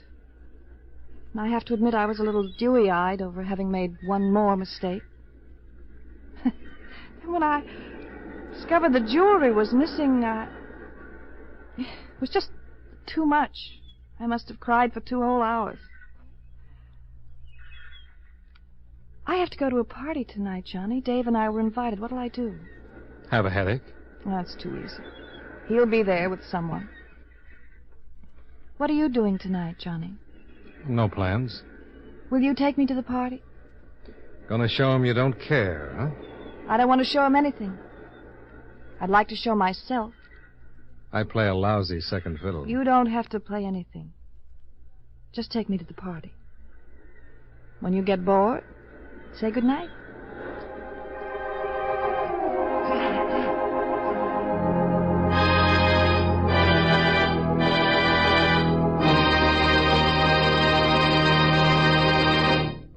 Friends, no matter what kind of work you do, it's a real help to chew delicious Wrigley Spearmint Gum right while you're working. When you're warm or tired, for instance, the lively, full-bodied spearmint flavor is really refreshing. It helps keep your mouth and throat feeling cool and moist. Chewing on that smooth, good-tasting piece of Wrigley Spearmint makes the time pass more pleasantly, too. It seems to make your work go smoother and easier. Keep a package or two of Wrigley Spearmint Chewing Gum handy all the time. Enjoy chewing Wrigley Spearmint while you're working and at other times. That's Wrigley Spearmint Chewing Gum. Healthful, refreshing, delicious.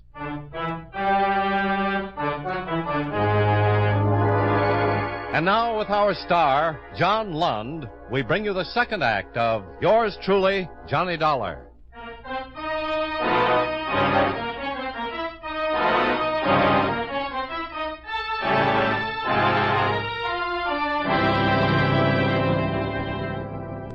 I guess it wasn't a very big party by Hollywood standards, but it frightened me. About 150 guests, producers, stars, and some odds and ends that always show up at a party like that. Dave Asher was there, guzzling champagne as though the Texas drought had hit Beverly Hills.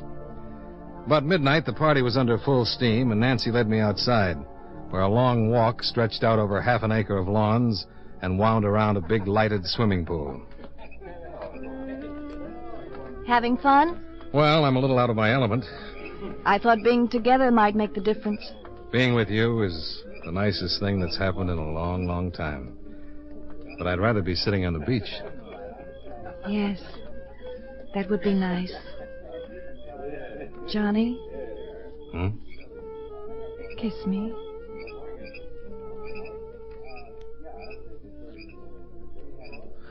Well, what was that for? Does it have to be for something? Well, doesn't it? I guess so. I wanted you to kiss me. I thought it might be nice. It was. Let's get out of here. All right. Well. Hello, Dave. Goodbye, Dave. Going someplace? Yes, we were. Why don't you be a good I boy want and to talk to you, funny man. Dave, please. let him get it off his chest? Yeah, it's good for one to get something off one's chest, right? If you say so. I do. I say so. Johnny. It's all right. Sure, Nancy, it's all right. Funny man can handle himself. Can't you, funny man? Look, Sonny, whatever it is you've got to say it and get out of my way. I don't like you. Great. I'd hate to be your first friend. And I don't care much for your date, the little glamour gal. Big movie star, Miss Nancy Shaw. Be careful. Yeah? Please, Johnny.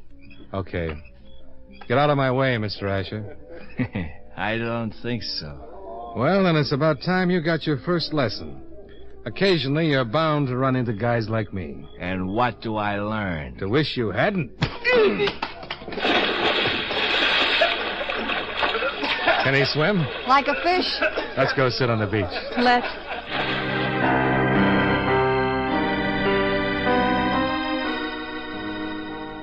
We left while young Asher was pulling himself out of the pool and drove back to the beach. Turned out to be a lovely evening after all. We sat on the beach and talked about things until we couldn't think of anything else to say. I left as the sun was rising behind the Malibu hills and drove back to the hotel and crawled into bed. I'd promised to see Nancy for dinner, so I set the alarm and fell asleep. It was about 4 p.m. when the phone rang. Johnny Dollar. This is Sergeant Dodd. Oh, how are you? I was just catching a little snooze. You have a big night last night?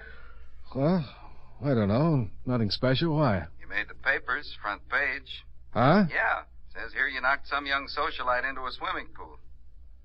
Oh, I better get up. Anything new on the case? No, I thought maybe you might have something. What do you know about this guy you belted last night? He didn't drown, did he? No, but we've been doing some checking on him. Any particular reason? Well, we're checking everyone that's even remotely connected with Miss Shaw or any of the others who've been robbed. Well, all I know is that he used to be engaged to Miss Shaw. His name is Asher. Dave Asher. And, oh, yeah, she said he's got a lot of money. Oil wells. Yeah. Not a one.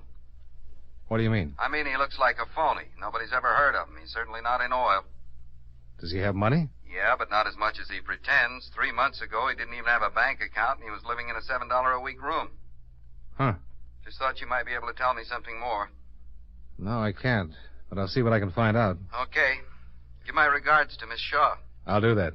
Seems like a real nice girl. Yeah.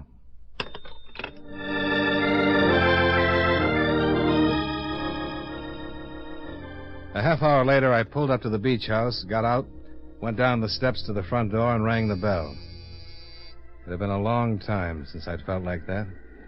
I was really looking forward to seeing her again. Oh, Miss Shaw isn't in, Mr. Dollars. Well, she's expecting me. Miss Shaw isn't seeing anyone for the next few days. She told me to tell you she was sorry. Now, wait a minute. Please, Mr. Dollars. What's the matter with you? What's wrong? There's nothing wrong, sir. Please, let me close the door. Your apron's torn. You've been crying. What's happened, Bernice? Nothing. Then I'll find out for myself. Nancy! Nancy! Nancy! Nancy, are you in there? Johnny, Open the door. please, go away. I can't see you. What's wrong? Nothing's wrong. I'll call you. Open the door. Oh, please, John, Nancy! go away. Are you going to open the door or do I break it in?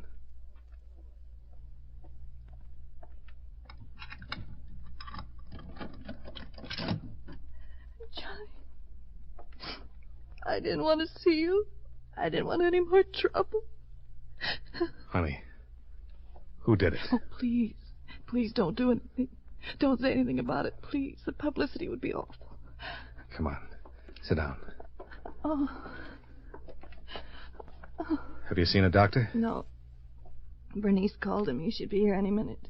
He won't say anything. Who did it? Oh, Johnny, please forget it. Asher. Please. All right. Come on. You stretch out. You got any sleeping pills or anything? It's in the cabinet.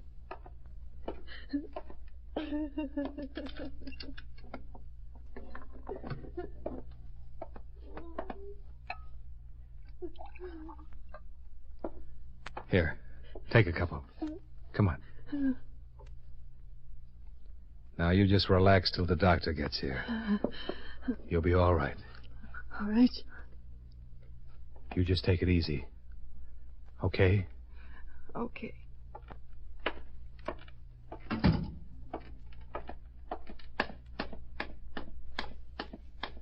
Is she all right, Mr. Dollars? Who beat her up? Was it Mr. Asher? Yes. Yes, he got here about an hour ago. I tried to stop and he hit me. He was crazy. He kept hitting her. I found this on the floor after he left. Huh. Quite a diamond. Yes, sir. Hard cut. About 2 carats. He yelled, screamed like he was crazy. He was just terrible. Is she all right? Yeah. I want to use the phone. Yes, sir. I didn't want to keep you out, Mr. Dallas. But Miss Shaw was scared you'd do something. Somebody's got to do something, Bernice. You going to call the police? Yeah. I guess you have to.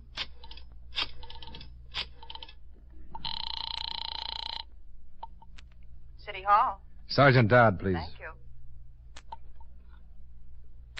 Robbery, Sergeant Dodd. This is Johnny Dollar. Oh, yeah. You got that list of stolen goods handy? Well, right in front of me. Why? Check it and see if there's a 2-carat diamond. Oval, pretty deep. Wait a minute. Bernice, Yes, sir. you know those people that have been robbed in the last 3 months? Yes, sir. Miss Shaw and me was just talking about it this morning. Were they all friends of Miss Shaw's? Yes, sir. Miss Shaw was saying how funny Johnny? it was. Wait a minute, Bernice. Yeah, Sergeant? There's no single stone on the list, but there's a ring, platinum setting with 2 small rubies, square cut on the side, and a 2-carat diamond that fits the description. Oval, deep. Yeah. Look, Dodd. Dave Asher just beat up Miss Shaw. She's a mess. Doctor's on his way over now. Wait a minute. Bernice, what were you going to say? You said that Miss Shaw... She said how funny it was that all them people who were robbed, that she was over there to their house just before it happened. Dodd. Yeah? I think Asher's our boy. I think he went to those houses with Miss Shaw and cased them good. Found out what night the maid was off and anything else that might happen. Okay, but how about Miss Shaw's house? Asher was with her the night of the robbery. Then he's working with someone. He gets the layout, someone else does the job. Well, we can certainly run over and pick him up. Get him on an assault charge anyway. Yeah. I want to see Mr. Asher again.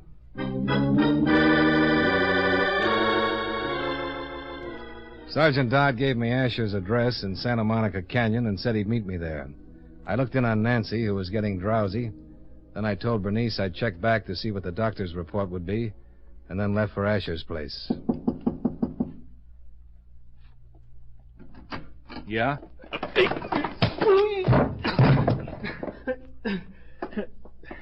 Get up. I said get up! Let me go. You're out of shape, Dave. You should train on men for a while. You broke my nose. You're lucky. Now, where did you get this ring? Where did you get it? I bought it. Where? From a guy. What guy? Just a guy. I don't know him. He wanted to sell it, and I bought it. Is there anything the matter with that? Yeah, you're lying. Now, listen to me. I want some answers. First, where did you get this ring? I told you.